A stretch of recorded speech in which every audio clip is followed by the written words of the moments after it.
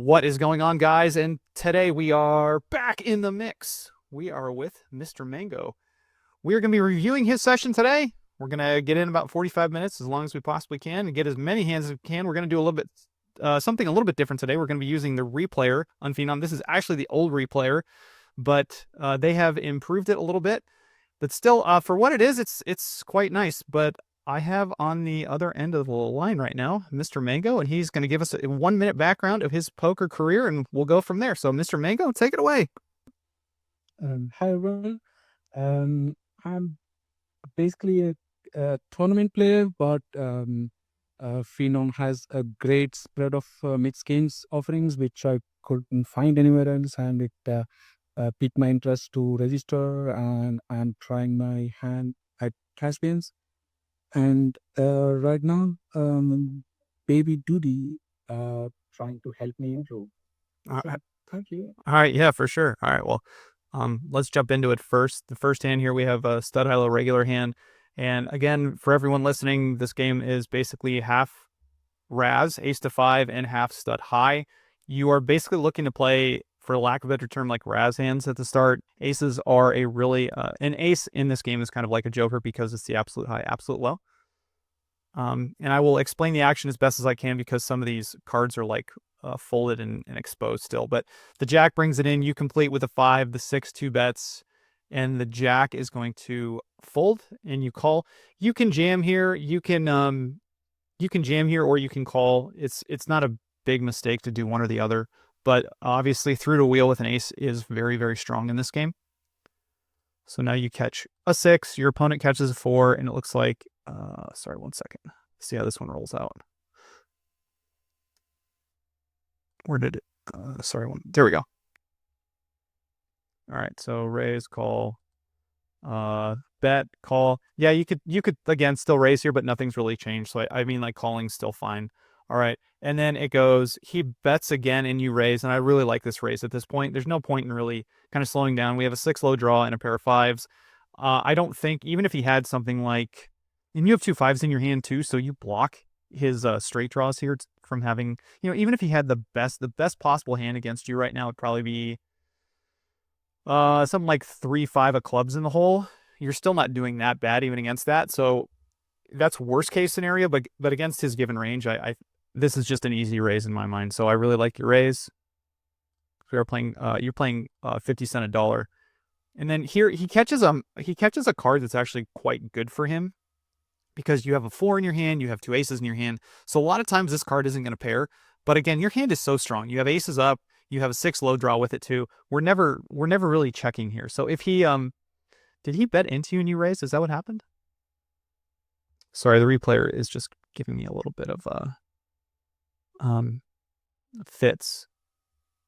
50 cent a dollar. So he yeah, so he on okay. So this is, I think it's kind of close on here because you block a lot of the cards that your opponent has and he decided to two bet you on third street.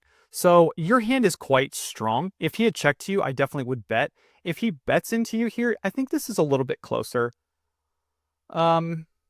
Because right now you don't have really a low, you have two pair and you're kind of hoping to draw for a low. And he, like, if you have all his hands blocked, if you have a lot of his cards blocked to what he needs to make a low, then he might be blocking you for the cards that you need a low too. This is really close, I think. If it had been a deuce and he lent into you, I think it is still might be a raise, but the fact that he caught an ace makes me want to just call here. It's close. I'm not going to fault you either way, but it's kind of one of those spots where you have a little extra information with your dead cards. And then, yeah, once on the river, you catch that queen. Now you have a queen low and aces up. We're just calling the river. We're not doing anything. And it looks like he had a seven. He was drawing dead for the high, so he didn't have a straight draw. And I'm not a huge fan of his bet, to be completely honest, just because you raised on Fifth Street and then you caught the ace, and that is a really good card for your range. Like you either have like trip fives with a low draw, or you have like some sort of straight draw, or you have like some sort of low draw that gives you aces up here or something like that with a low draw. So I don't love his bet, but yeah, I think you played your hand fine. Like this is good. All right, next one here. King 10 Jack. Looks like we're the bring in. And there's 6 raises. And then it folds to us. And this is a hand that just should be just muck this hand. And the reason being is because you're basically starting out right here in the best low you can make as a 10 low. The problem with hands like these is these are, you know, good stud hands to play.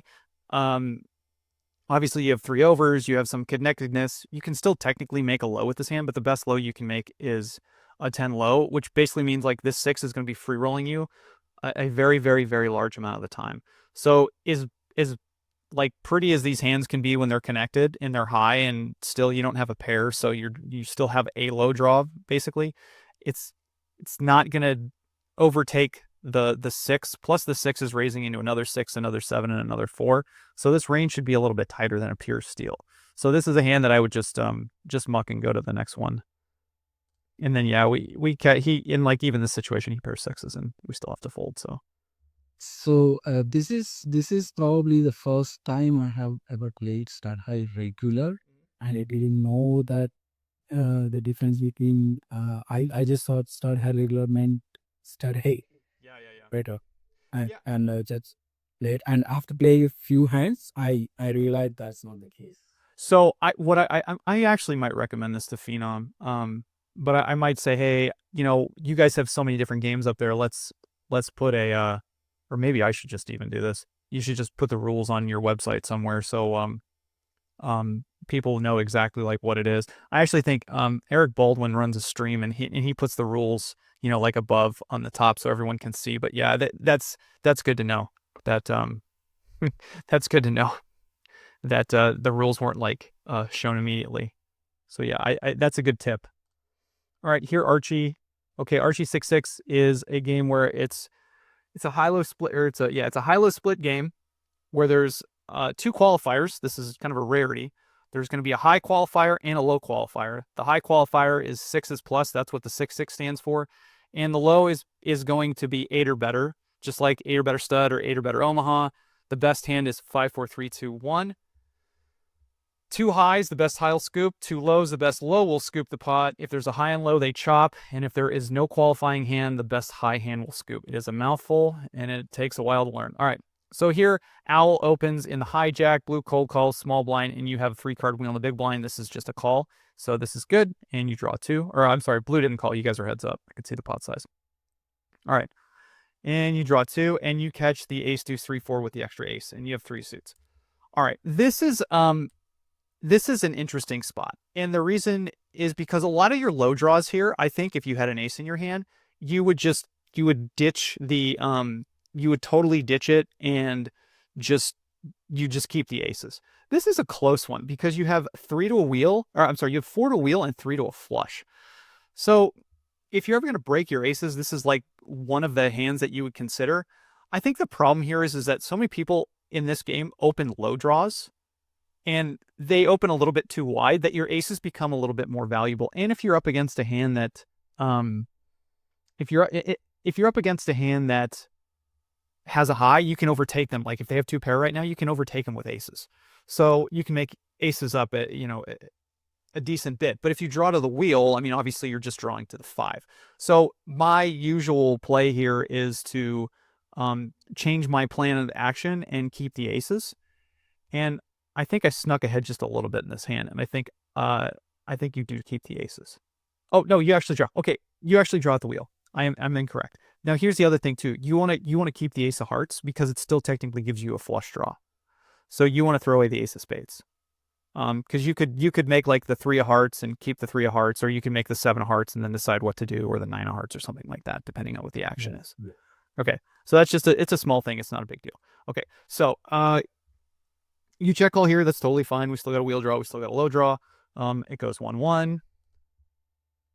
And then on the river, okay, now this is something to take note of. When your opponent does this in Archie, almost always this hand here is trips. Okay, I hate when players do this. And here's the thing too. If you have trips in your hand, the difference, if your card is live, so say like you have, I don't know, 10-10-10 jack, right? And you haven't thrown away a jack at this point. the equity difference between keeping 10-10-10 and drawing 2 versus 10-10-10 and keeping 1, it almost doesn't matter. It's very, very insignificant. If you know that you are behind and you need to draw at quads, then you want to take 2. But in this situation here, you've never given the impression that your hand is, ahead of a trip hand. So you should still just be taking 1 to hide your equity, because if you like make a pair on this river, and if your opponent doesn't prove and it goes 1-1, you might check call with deuces. Now after it's gone bet, bet, bet, and now your opponent takes 2, you're never calling this river with a pair. You should only be calling this with like a low, and that's pretty much it, because he's turned his hand face over. So all right, we make a pair of deuces, perfect. But like, yeah, this hand's like, this is always a high hand in my mind. See, yeah, it's exactly what it is. It's just like trips. So, this is something for the viewers out there. Like when you're playing Archie, a lot of times, and this would actually be a good lesson for like the mixed fix variety that I did back in the day, is when you have the opportunity, I would just be taking 1 to hide your draw, because if you had like a low or flush or straight or something other draw right here, you'd still be taking 1. And now at the river, if they brick and you make a pair of deuces, you have some showdown value where your opponent doesn't. But Archie's such a go ahead. This differs a little bit what we do um, in tournaments, like say draw games, um, annual draw games. Usually pitch 2 all the time to just get that extra bit, whatever the value. Well, right, but you said you play like scoop, W coop, stuff like that, right? Yeah. So you play the excuse me, you play the you play like the 5-card draw, like the single draw. Yes. Okay. So in situations like that, when you're playing 1 draw, like a lot of those times it doesn't matter, because you just have 1 draw, and it's very like the ranges are very they're very like well defined, I would say. Like usually it's going to be like pair versus pair, or like 2 pair versus pair, or trips versus pair. Yes. Those are very well defined. In this game, it's a little bit different, because you are playing with a high and a low. So in a lot of times when, like, again, those misses, there's like very, very thin value that you want to get from your opponent. But when you turn your hand, like it's basically when they draw 2 on that river there, they're basically turning their hand over face up. And when they turn their hand over face up, there's like no value they can get from it unless you somehow make your hand. So it's just a little bit different, especially since this is also triple draw too. Like a lot of times in specifically Archie, it's one of those games where your draws are kind of like telling a story. So, if you call in the big blind and you take 3, then you're basically saying like, oh, I basically have like the ace deuce of hearts, or I have a pair that qualifies, right?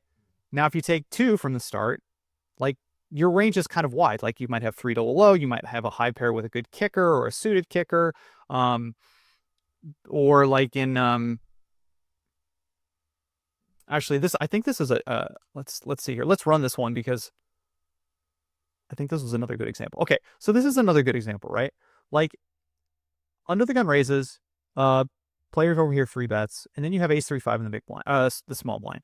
So again, this is actually quite of a tricky spot, because you're going to be out of position. Like position in draw games is just so important. Now I'm not folding here. That's the question. The best question here is like, how do I proceed with my hand?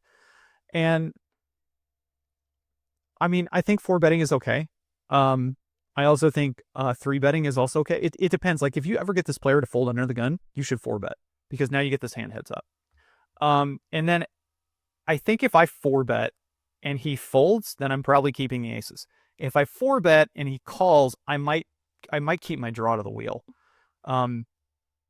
It's one of those spots where, again, like out of position, you want the most playability.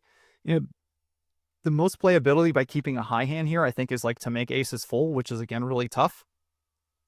But the most playability that you get by drawing at the wheel is to like make a good low, and you get to jam your equity when you make a good low.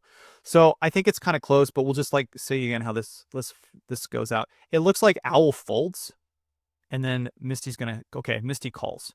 So in this situation now, I would keep the aces. Now the thing here is like I usually keep an extra low card with it, and the reason being is like I would rather keep ace 3, Again, the reason being is because if something happens here where, again, the player turns their hand face up, and if I have like two other low cards, like say I have ace, ace three, and I catch a deuce and a four, or another like deuce and a five or something like that, I can change my draw. If I keep ace, ace, jack, I mean, technically you can still redraw and draw out the flush, but the redraw at the flush is almost very similar to just keeping aces a lot of times in this game. So I like hands that can transition from one to the next if need be. So I like keeping like an ace, ace three here. Okay, so you take three. And again, like this is like kind of the whole story, right? So basically, like it raised under the gun, 3-bet cutoff, you 4-bet small blind, and you take three. Your hand is basically aces and aces only. You've turned your hand face up, and now you're playing this hand out of position. So again, that's one I would give that's one lesson that I would take away from this is that if you decide to go that route, definitely now this is tricky here too. If you decide to go that route, then you definitely want to have part of your story that they don't know yet. You know, in that situation, if you take two, you could have trips, you could have one pair, you probably have a high hand if you went that way. You know, theoretically, you could have the wheel draw, I guess, if Owl called. But you know, I just would be very careful in turning my hand face up because in triple draw it's a little bit different. All right, so you take three, your opponent still takes one. You ditch the flush draw, which again I think is correct. And here we make three aces. So probably what I'm doing here is going for a check raise because again against a draw one you're doing quite well. The only thing is you don't want to get 3-bet when you have three aces, and the reason being is because you block a ton of low cards and you've already thrown away 2 3s and a 5 and now an 8. So yeah, it goes check check and that's fine. Like I would never lead there drawing 3 versus 1. Like usually the one's going to bet more often than not, and I would go for a check raise. And then on the river here, I think it's actually quite close. The reason being, again, is because this hand over here is a draw, and you have a lot of low blockers. So a lot of times this is a high hand. This is like a draw to a high hand that can't call. If you think your opponent has two pair, the problem is if you think your opponent has two pair really should have bet the previous street. So it's kind of close. I think this bet is actually like, it looks like a slam dunk bet with three aces, but I think it's a little bit closer than it looks, especially since now you took two. Because your hand is like basically saying I have high. And yeah, they have a low draw. Yeah, that's just like something I would take away from this is again, like the way the draws happen in the order, they're just kind of like telling the story, and you just got to like figure out what the story is basically saying. If he didn't hit his low on the last draw, my bet wouldn't do anything. Correct. And that's why I think chip. He might have bluffed, and I'm not folding and just calling or raising anything. Yeah, he might bluff. The thing is again, once you've gone like 4-bet, take three, take three again, take two, your hand looks exactly like what it is. It looks like it's trips. And it looks like it's trip aces a lot. So I don't expect your opponent to bluff too much in the situation, but they could bet any low, and the problem is usually you just have to call there. Theoretically they could, I don't know, theoretically they could have some like weird hand that makes a pair that wants to try to bet or get you to bluff, but yeah, I mean I'm not folding three aces here for sure. And they could just like again bet like some sort of low here, so just gotta call it. Play a lot of Archie hands. A lot of Archie hands today. All right, yeah, we fold the button with 3-4-6 rainbow. I think it's fine as with the gapper. If you had, let's go back for a sec. If you had 3-4-5 or 4-5-6 or like some maybe two suit with the hand, I'd probably consider opening it. But I think this is a little bit weak. Plus, your draws at your pairs, two of them don't even qualify for high. So I think folding here is fine. It's kind of funny. It goes 3-3 again, like. The players are just kind of like turning their hands over. It's like, I have a pair kind of thing. More often than not. All right, ace 4-6 here in the cutoff. If someone raises in front of me, I'm probably folding. Yeah, if it gets to you with the ace and the two suit, I think I'm opening this. I think this is okay. I think it's close. I don't know of any solver for Archie, so I'm just kind of going off feel of playing for years, but I think when you have the two suit and the ace in your hand, I think it's probably an open from the cutoff. I would not open it from early position. There's no way. I think we could skip forward a little bit. All right. Oh, interesting. How do we get here? There we go. All right. 3, 4, 6, 7 with the extra 6. Um, yeah, I'm gonna open this one too. You have 4 to a low, plus you got a gut shot for a 7 high straight. Like this is fine in my mind. You do get 3 bet. Okay. And it goes 1, 2, you check call, this is fine. And then we catch the ace. And then basically the way this hand plays out, like more often than not, again, your opponent kind of has a high hand here. And you want to maximize full equity. And in case your opponent like has a random, like ace deuce 3 of clubs here, you definitely want to check raise and try to get any sort of full value or any sort of I am bricking any sort of extra equity you can by getting him to fold. Plus the time where you do catch a 5 here, you want to play it the same way. So the time you make a 7 high straight here, you definitely want to go for a check raise. Just because like they played it this way. So I would play a low like this. And you check call and it's just gonna go check check and it's gonna be some sort of high. Yeah, that's just again like I think one of the best skills in Archie that most people can learn to do is learn to hide the information in your hand. And there's times where you need to like jam your hand, don't get me wrong. And sometimes your hand becomes face up, but by that time there's so much money in the pot that it doesn't really matter. Yeah. So the main struggle I had with Archie is putting my opponents. Are they going for the high or the low? It's tricky because I haven't played Archie at all, and this was probably the first time I played this. Apart from watching your videos, that's all the experience I had. So it's tricky to for me at least to get used to, or to keep the opponents on a hand, like are they going for the high or for the low? So that's been a little bit of struggle for me. Sure. And it's just, it's one of those things. And go back. This is actually quite a good video, I think. There have been a lot of good instances in these first like 5 hands to kind of go over and just see what your opponents do. And it'll give you a really good sense of like what they're drawing at, the high or the low. And, I mean, again, like the good thing about Phenom in a lot of different ways is like you can learn at a 50-cent dollar game, you know?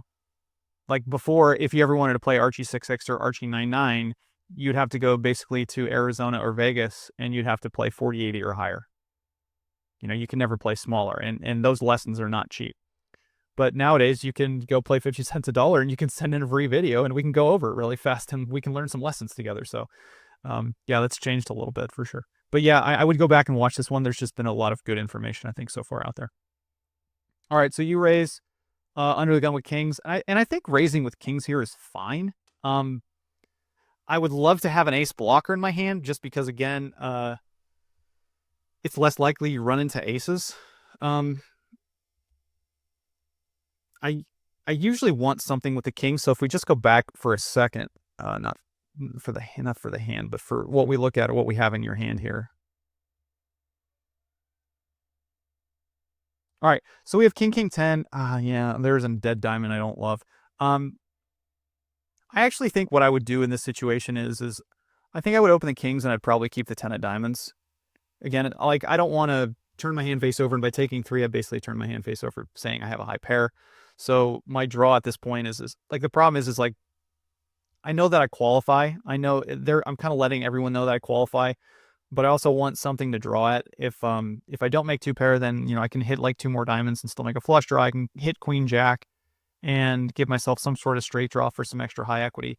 So I probably would consider keeping the 10 here just so I don't turn this hand face up. Plus, like kings 2 is a little bit weak. You can't take a ton of heat in this game with the kings because you're not going to have a backdoor low draw or anything like that. Okay, so blue bets in a 1-3-2 spot, and I think I'm calling at least once just because, she can bet pretty wide here, I would say. Again, it goes 1-3-2. You're making these trips, which is good. All right, and she checks. Oh, sorry, she checks again. You bet your trips, which is fine. Owl calls, And again, like at this point, our hand is basically face up. Like we've taken 3 twice, and now we're gonna bet again and like take 2. So we're pretty defined. And this river here, yeah, like I'm not betting trips without a full house. Blue checks, you check. Owl is pat and bets. And again, I think this is more likely a low hand, just kind of the way the hands progressed. Um, like I don't think Owl can ever have like any sort of high hand here because you took 2 and you bet, and now he's pat. So this is usually just always a low. So yeah, like check calling, and he does have a low. And I mean, this is I mean, okay, so there's 2 things to take away from the fact that he made the second best low and didn't raise. The first one is that you raised under the gun, you took 3, you called a bet, took 3, and then you bet after you took uh 3 and took 2. So in that situation, it looks like you made trips or 2 pair and you're not folding. Um, I think Owl actually very smartly plays his hand in this situation because he's basically saying, like, I'm never getting you to fold a high hand, and I probably have blue drawing dead for low. So how do I make the most money with my hand? That is one of the questions that I think a lot of people have to ask themselves, as opposed to, oh, I have a really good low. Let me raise and see what happens. And I think his call here is actually quite good because again, you've turned your hand over, so you know that he knows that you have a high hand, and he knows that he pretty much has blue probably drawing dead for low, which means that he wants to absolutely just keep her in the pot to make as much money as he possibly can. So I think that this call here with the 6-5 is quite good. And then, once you check, you should definitely bet and try to get like blue to overcall. And yeah, like I think he plays his hand pretty good. And for like your hand again is like face up, but like you play it fine. I think I would have probably kept that 10 of diamonds just because it gives me some extra optionality on later streets, but that's kind of it.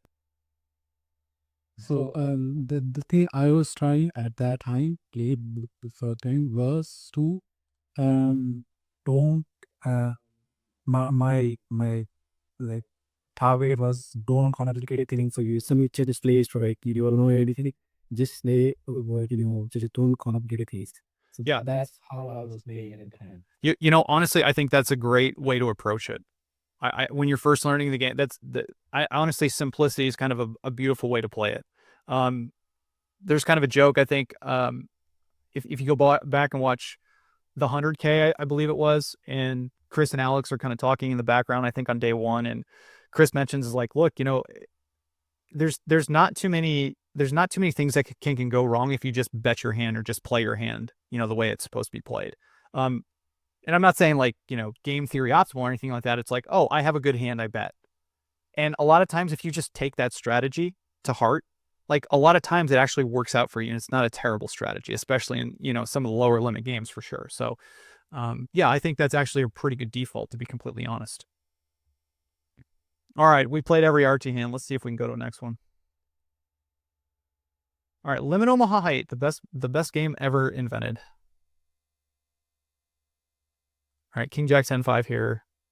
I think Misty raised and you called. That looks like the pot size. Okay. You called here with the King 10 Jack 5. I think this is close. This is probably like a break-even call one way or the other. I'm not gonna. I'm just gonna say this is a really close call in the big blind. I don't. I'll just leave it at that. Usually the 3 Broadway cards becomes a call, and I think on this flop, we actually call once and see a turn, even though we don't have a heart in our hand. Because there's a couple reasons why. The first reason, oh, I just lost the hand again. Sorry.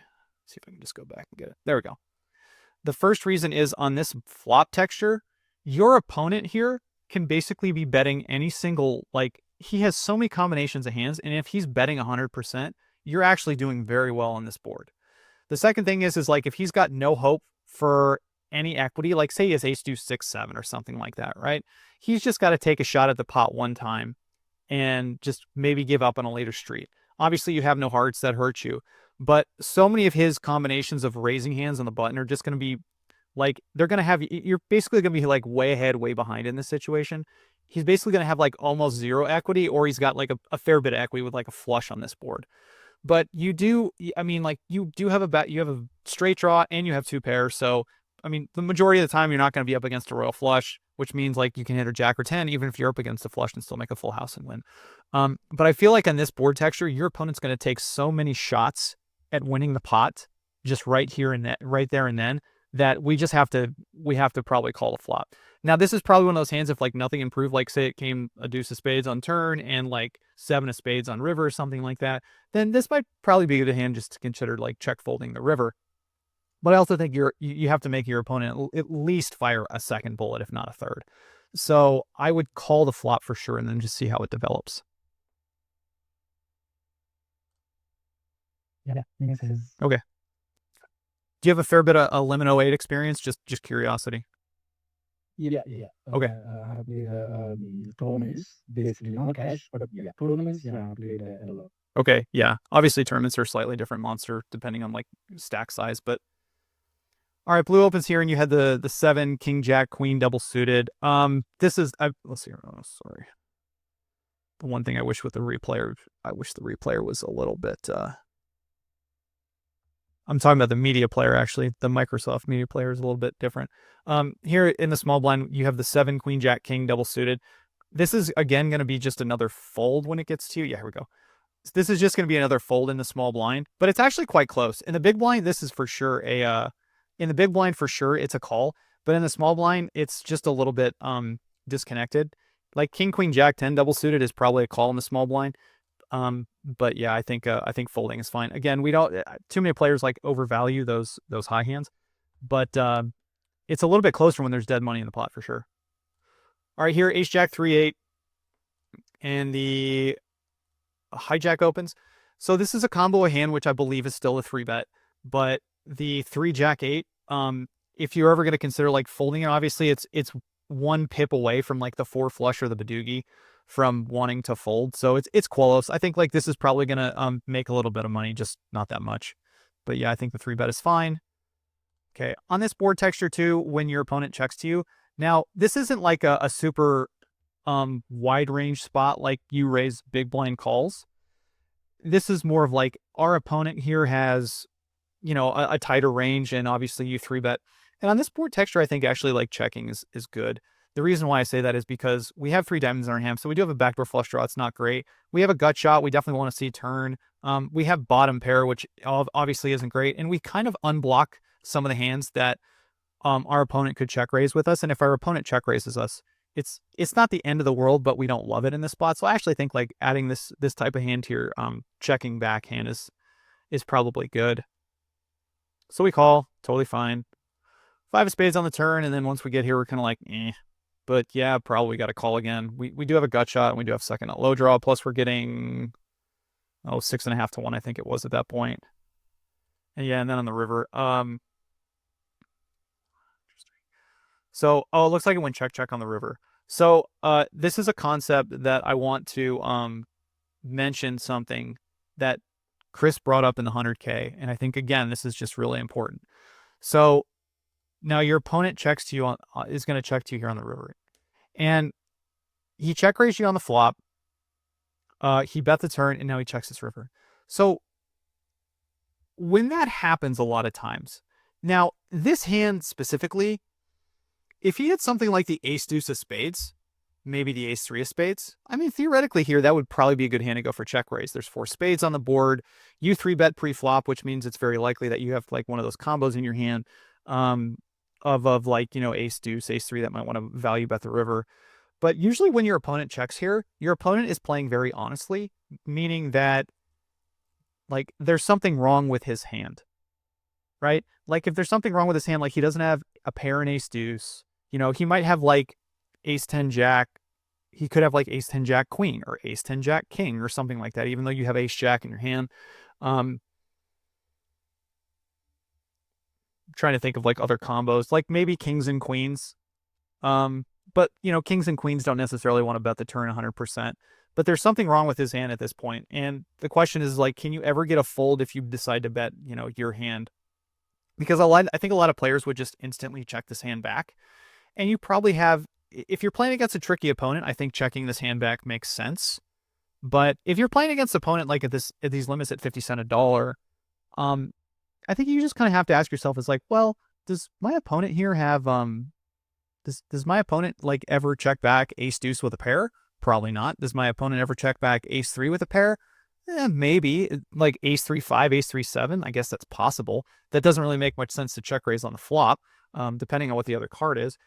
So I think like I'm not saying that this hand should be a bet per se, but I definitely for players who are kind of watching this, and again, this was just really well put into words by Chris Fitch when he says like we get to this river here and now my opponent checks and it's like he's playing very honestly. Something's probably wrong with his hand, you know. So I think probably flipping a coin here and deciding whether to bet to check, but um I think this is like an interesting one. So he does show up here with a hand, again, that's like kind of a problem, like aces with no low. So basically has one pair on this board. This could be a hand theoretically that your opponent could fold. Maybe not on this run out, kind of the way the hands played. It was 3-bet pre-flop. It was check raised on the flop. But, you know, his hand, again, makes sense. Like there is a problem with this hand right here. Um, going back to the flop, I am not a huge fan of his check raise just because he unblocks the ace of spades, and that's one of the cards that's so likely in your hand. And when you 3-bet pre-flop, like he's got like the flush draw plus gut shot plus maybe pair draw or something like that is doing very, very, very well against this hand. Plus his, you know, he does have backdoor diamonds and a backdoor low draw, but it's not great. And I like to kind of like hide my aces in this situation, like board textures that don't like necessarily hit me that well. So that's just another note that I would just say about your opponent. But all right, sorry, that was a long-winded analysis of that hand. Yeah, it's good. It gives me more insight to navigate to the cash version of the game, basically. Sure, and definitely the early. I would definitely say the Usually, in tournaments, usually I try to see the best when in a hand. Instead of the one shadow rise, if he does, then I get the reward is going to call me. So I can do check that. sure, yeah. Yeah, I mean, for sure, when your opponent gives you the opportunity to like save bets in some situations, and like you said, you know, when your opponent can check raise you and you lose 2 bets, I mean, it's a nightmare in a tournament, especially like later in the tournament. Here you fold queen queen 8-6 with 3 diamonds. This is fine. This is a good go fold. I would probably opened it if it was double suited. That's a little bit too right. Yeah, 3-3 3-3 8. Was it? Yeah, 3-3 8-6. Here's a fold. Kind of an interesting hand there. Not that it matters too much, but there was a lot of action. All right, pretty hand here. Ace 5 king king. This is going to be a raise and re-raise from any position. Raise, we get 3-bet. I would go ahead and probably jam your hand. I feel like Owl's been re-raising a lot at this point, but I would still just 4-bet this hand. Like this hand is just so strong. And you know, not only that, but you have kings in the ace blocker in a limit game. And if you run into aces, like you make the mistake of it being in limit and not in like pot limit or pot limit 8 or better. Okay, so you get a flop here that, you know, obviously you have the king of diamonds blocker, and you get a flop that's not super good, obviously, for your hand. In like range on range, it's probably really close, but we're just gonna go ahead and check call with the ace king, the 5 draw, and the backdoor spades, and we fold. Okay, it's just definitely a little bit too tight on this flop to fold that hand. Yeah, like this is one of the worst, I would say. Go back here. This is definitely one of the worst flops for your hand. I wouldn't say the worst, like probably 8, 9, 10 of like hearts would be the worst, but it's definitely one of the it's definitely a flop texture that's not good considering that you face a 3-bet pre-flop, but you have a ton of equity here. Honestly, like with the backdoor spade draw, with the live 5 draw, with ace king, you just have to see a turn. And if the turn's like the 5 of diamonds, you can probably just check fold. You know, there's going to be a fair bit of turns, I think, where you can like make the decision. But for 1-bet, you know, you're getting over 8-1 right now to call. You have a plenty of equity. So this is a situation here where I would just go ahead and check call. Yeah. All right, let's see if we can get one more round of games in. So 6 more hands and see where we're at.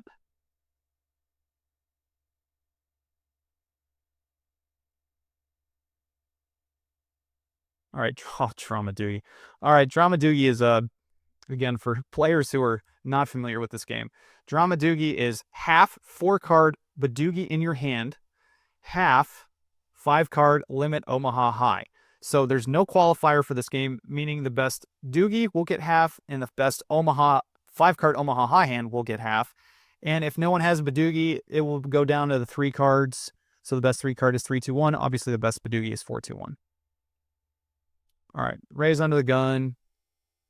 Call. Yeah, I think I call here too with a 3-4-7. It's not great, but I mean, we're just getting such a good price. And here with the and the other thing too here is like your opponent is not 100% to like bet flops too. So um I think like calling and then deciding like given the flop texture is fine. And then yeah, it goes check check and we get to draw the 3-4-7, which is good. No hearts are alive, so this is fine. Turns somewhat interesting to consider turning your hand into a bluff because we really have no showdown value with the 3. This is a hand like you want to kind of continue with when you have a gut shot and you have a flush draw and you have a pair. So this is an interesting one to consider turning into a semi bluff, just because we don't have any showdown equity at this point. And if your opponent check back the flop too, it also means like if he has a Badoogie, his hand's like not necessarily great. And if your opponent has a Badoogie that didn't bet this board texture, that card on the turn shouldn't hit him that much. Meaning like he shouldn't have too many like 3-4-5s. And you had I think you had 2 3s in your hand or 2 4s or something like that. So you're blocking the combos of your opponent having something like that there. So if you're ever going to consider like turning your hand into a semi bluff here, I think this is a good one to consider doing it because you shouldn't really have any showdown value with the 3-4-7. And then it looks like he just checks back. And on the river, you bet the 3s. This is fine. I don't have a problem with this at this point. Like if he somehow scoops, should be amazing. You actually scoop. Wow. I think you scoop, right? Yeah, you do scoop. You have a 3-4-7 and you have 3 3s. Wow. So theoretically you wouldn't really have any showdown value there, but you found a way to have it. So all right. Mm-hmm. All right, yeah, King 6-3-8 here. This is just gonna be a muck. We'll just try to skip this one forward a little bit. All right. Oh, okay. It looks like we had some sort of playable hand that doesn't get played here. And I think that's just action based, but we'll take a look at it. There we go. All right, so we have King King here. This is a hand that probably just wants to be played if folded to on the button, and probably it. So yeah, there's a raise and then blue calls, and yeah, this hand just gets mucked. So this is a good fold, and we'll just kind of skip forward a little bit, and then yeah, we'll let this one play out, and then we'll go. And then we can see like blue probably had a 10 Badoogie here, and our opponent here raised on the gun with ace-4-5, and our other opponent here probably has a wide range given the fact that we saw your 3-card 7 win the previous hand. All right, yeah, here in the cutoff, this is also just a fold with no sort of Badoogie equity. That's just one thing again. Like I stress this to all the players, especially when there's no qualifier.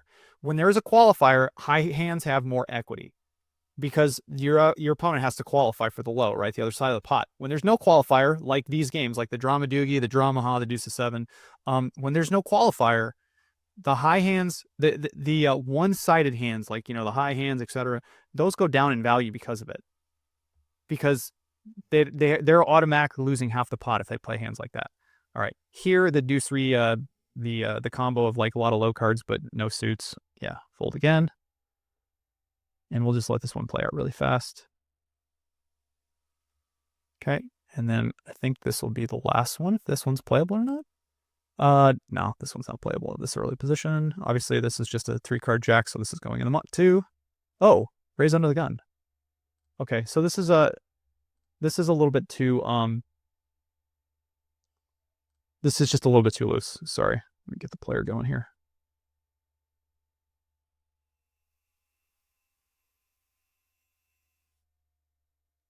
And I mean, maybe this was just maybe a misread on your hand of like what you had.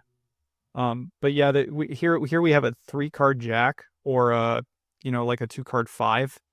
So this is we do not have a lot of Badoogie equity, and on the structure of your hand too. It's kind of an interesting flop, honestly. The structure of your hand too, you know, you basically like have some sort of like middling straight draws, but you don't have an ace for high, and you don't have like some sort of high equity either. So I would just pitch this one. Now, since we're kind of here on the flop, and I think the flop is so 1-1-1. What do we go? 1-1. Oh, I think it's just heads up then, right? Okay, so if you're heads up here with Coca 0, then I would probably just keep the Jack Deuce 5 and draw 2. Because you have jacks and deuces. So I would throw away the 8 of hearts and the 6 of hearts. Yeah, good. And yeah, it goes check check, and then you bet turn. You have a 3-card 6 and jacks up with a flush draw. This is fine. Like, this looks good. And then probably on river, I'd probably just check. Yeah, like, not a ton of value, I think, your hand betting. So, but yeah, once we get here, I think we're just probably calling to be sad sometimes. He does have a better 3-card and straight. All right.